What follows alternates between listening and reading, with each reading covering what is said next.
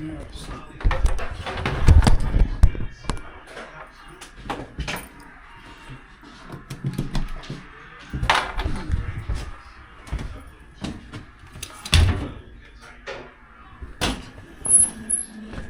should keep us going for a bit. Don't worry, the sink's fucking dry, so yeah.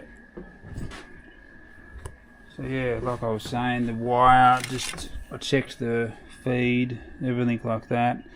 But right now it's getting late, and I don't want to be welding at night. Even though I think it's the last day of daylight saving today, I'm not sure, but we're just going to stick weld some stuff now. So just sticking these bits together, and that's pretty much it. If I can stop the clamp from pulling them apart.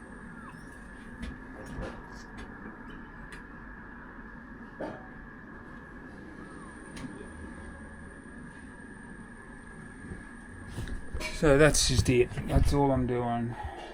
I'm just welding here and here, and none of that stuff's gonna get done anyway. I'm just gonna make it quick. I know that it should be probably brushed off with an angle grinder, but as a lot of you all know the story with the fucking angle grinder right now. So like, yeah.